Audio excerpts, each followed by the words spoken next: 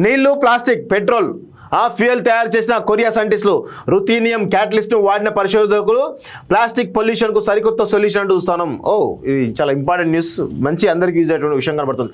ప్రపంచవ్యాప్తంగా అందరి జీవితాల్లో ప్లాస్టిక్ వినియోగం అనేది కామన్ అయిపోయింది. ప్లాస్టిక్ వాడకంతో పర్యావరణానికి ఎంతో నష్టం వాటిల్తున్నది. ఈ ప్లాస్టిక్ సొల్యూషన్కు చెక్ పెట్టేందుకు పరిశోధనలు కొనసాగుతున్నాయి. ప్లాస్టిక్ని కరిగించి వాటితో రోడ్లేసి దానిపై ప్రయోగాలు జరుగుతున్నాయి. రీసైక్లింగ్ వ్యవస్థలు ఉన్నాయి. తాజాగా దక్షిణ కొరియాకు చెందినటువంటి సైంటిస్టులు ఆ ప్లాస్టిక్ నుంచి పెట్రోల్, డీజిల్ వంటి ఇంధనాలు తయారు చేస్తున్నారట. బాబా చాలా ఇంపార్టెంట్ అంశం. దానికి కావాల్సిందల్లా కేవలం నీళ్ళే.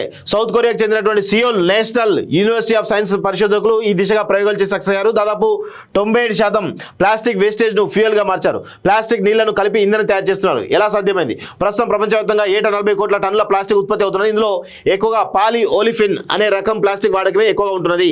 ఈ ప్లాస్టిక్ వేస్ట్ను నీళ్లతో కలిపి రుథీనియం జియోలైట్ వై అనేటువంటి క్యాటలిస్ట్లతో రియాక్ట్ అయ్యేలా చేశారు. క్యాటలిస్ట్ రియాక్షన్తో ఆ మిశ్రమంలోని నీళ్లు ప్లాస్టిక్ను పెట్రోల్, గ్యాసోలిన్, డీజిల్గా మార్చేలా చేశారు. సో మొత్తానికైతే ప్లాస్టిక్, నీళ్లు కలిపి మొత్తానికైతే ఒక రియాక్షన్ ద్వారా పెట్రోల్ తయారు చేసేటువంటి ఒక పరిశోధన కొరియాలో సైంటిస్టులు కనుగొన్నట్టు తెలుస్తోంది. సో దీనికి సంబంధించినటువంటి భవిష్యత్తులో పెట్రోల్ కూడా ఇక అంతటా మనం ఆ సౌదీ అరేబియా పైన ఆధారపడకుండా ఇక మిగతా కనబడతా ఉంది.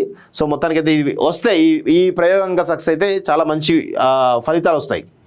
మేరా భారత్ మహాన్ ఢిల్లీలోని కర్తవ్య పథ్ వేదికగా 76వ రిపబ్లిక్ డే వేడుకలు ఘనంగా జరిగాయి. ఈ వేడుకలకు ఇండోనేషియా అధ్యక్షుడు ప్రభావో చీఫ్ గెస్ట్గా హాజరయ్యారు. జన్ భాగీదారీలో భాగంగా సుమారు 10,000 మంది ఈ వేడుకలకు అతిథులుగా అటెండ్ అయ్యారు. కర్తవ్య పథ్పై 5,000 మంది కళాకారులు సాంస్కృతిక ప్రదర్శనలు ఇచ్చారు. మొత్తం 45 రకాల నృత్యాలు ప్రదర్శించారంటూ ఒకరిని చూస్తాను.